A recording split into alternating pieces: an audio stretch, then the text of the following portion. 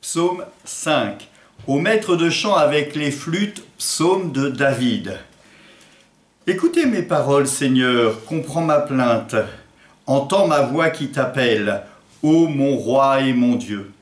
Je me tourne vers toi, Seigneur, au matin tu écoutes ma voix. Au matin je me prépare pour toi et je reste en éveil. Tu n'es pas un ami du mal. Chez toi le méchant n'est pas reçu. Non, l'insensé ne tient pas devant ton regard.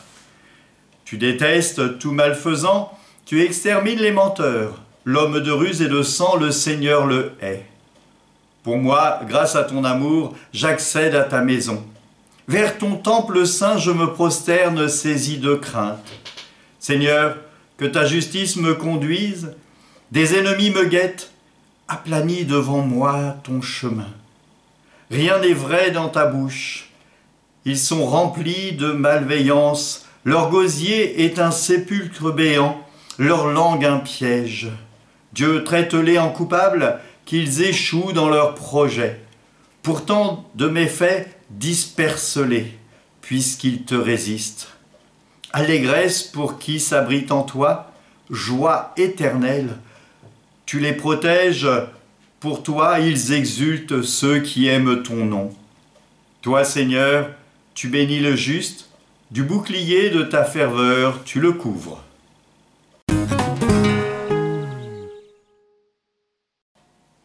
Le psalmiste est prêt, il est prêt à faire le sacrifice avec confiance vers le Seigneur. Il met sa confiance dans le Seigneur et il reconnaît, il a le sentiment que Dieu est un Dieu juste qui méprise les malfaisants, qui extermine les menteurs. Seul le juste peut avoir la grâce de Dieu. C'est dans cette pensée et dans cette lignée que nous pouvons voir comment, dans ce psaume, le psalmiste qui attend le matin, qui est celui qui attend le lever du soleil, qui attend le lever du jour, qui attend que Dieu se lève ou fasse lever le jour sur la terre, il est dans la confiance. Ce qui est important, c'est de voir, toi Seigneur, tu bénis le juste, ton bouclier de ta faveur, tu le couvres.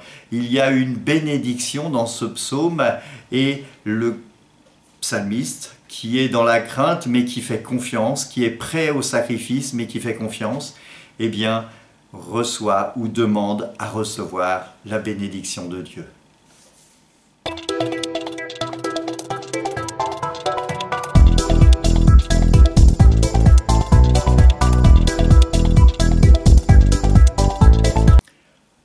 Psaume 6.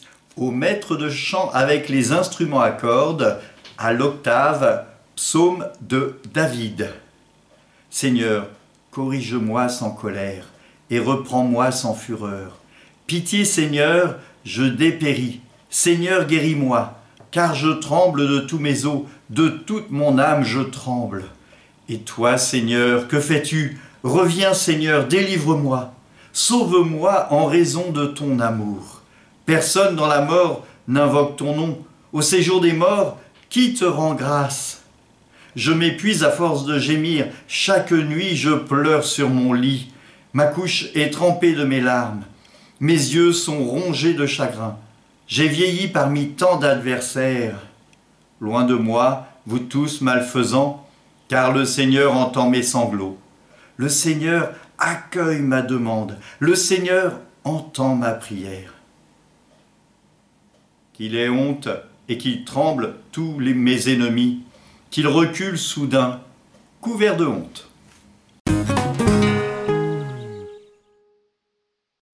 Le psalmiste prend la maladie comme un châtiment. C'est un châtiment d'être malade.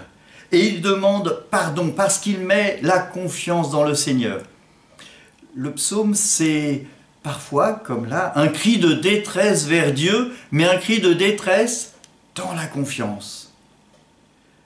Qu'ils aient honte, qu'ils tremblent tous mes ennemis, qu'ils reculent soudain couverts de honte. Parce que, quand il dit ça, il sait que Dieu est avec lui, que le Dieu vient par son intense prière l'exaucer. Alors nous aussi, peut-être, nous sommes invités à avoir une prière intense et à faire confiance au Seigneur malgré les écueils de la vie, malgré la maladie, malgré la tempête, malgré la mort de nos amis. Faisons confiance au Seigneur. Et pour les chrétiens, eh bien, le Christ est celui qui nous guide. Il a vécu notre condition d'homme en toutes choses excepté le péché. Il a vécu la peine, il a pleuré devant Lazare, il a vécu, vu la maladie, il a guéri.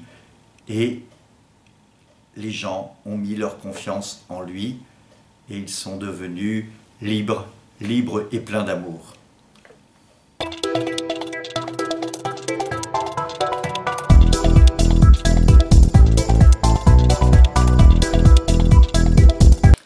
Psaume 7. Complainte de David qu'il chanta à Yahvé, au Seigneur, au sujet de Couche de Benjamin. Seigneur mon Dieu, tu es mon refuge. On me poursuit, sauve-moi, délivre-moi. Sinon, ils vont m'égorger, tous ces fauves, me déchirer sans que personne me délivre. Seigneur mon Dieu, si tu fais cela, si j'ai vraiment un crime sur les mains, si j'ai causé du tort à mon allié en épargnant son adversaire, que l'ennemi me poursuive et qu'il m'atteigne, qu'il foule au sol ma vie et livre ma gloire à la poussière. Dans ta colère, Seigneur, lève-toi, domine mes adversaires en furie, réveille-toi pour me défendre et prononcer ta sentence. Une assemblée de peuples t'environne. Reprends ta place au-dessus d'elle, Seigneur qui abrite les nations. Juge-moi, Seigneur, sur ma justice. Mon innocent parle pour moi. Mets fin à la rage des impies. Affermis le juste, toi qui scrutes les cœurs et les reins, Dieu le juste. J'aurai un bouclier auprès de Dieu, le sauveur des cœurs droits. Dieu juge avec justice. Dieu menace chaque jour l'homme qui ne se repent pas. Le méchant affûte son épée, il tend son arc et le tient prêt. Il se prépare des engins de mort. De ses flèches, il fait des brandons. Qui conçoit le mal et couvre le crime, enfantera le mensonge. Qui ouvre une fosse et la creuse, tombera dans le trou qu'il a fait. Son mauvais coup lui revient sur la tête. Sa violence tombe sur son crâne. Je rendrai grâce au Seigneur pour sa justice. Je chanterai le nom du Seigneur, le Très-Haut.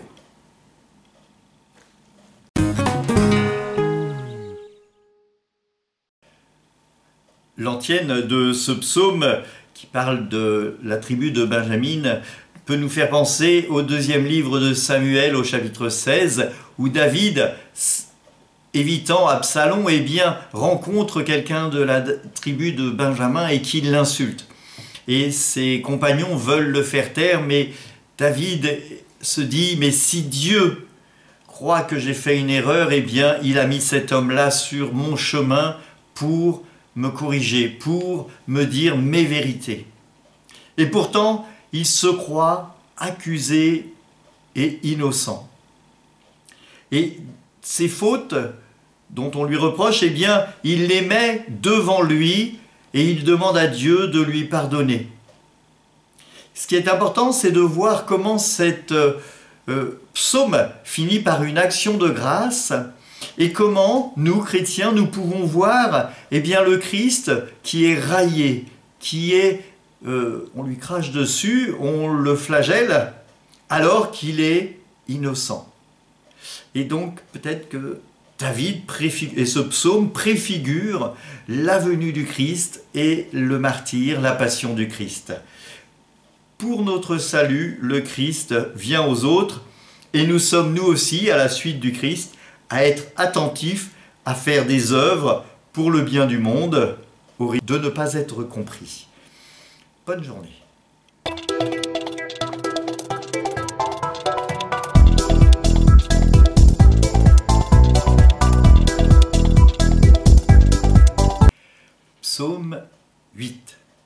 au maître de chant sur la 8e, psaume de David.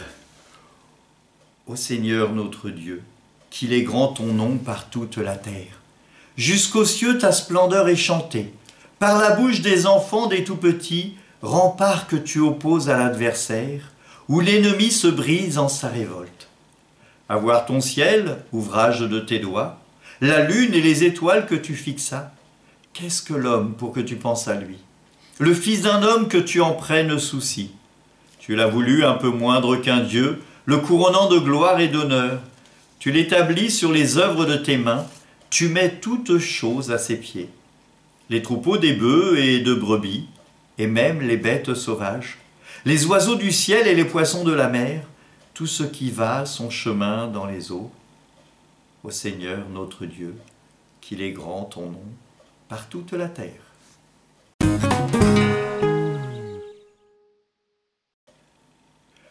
Le psaume 8 est un psaume d'hymne à la royauté et à la divinité.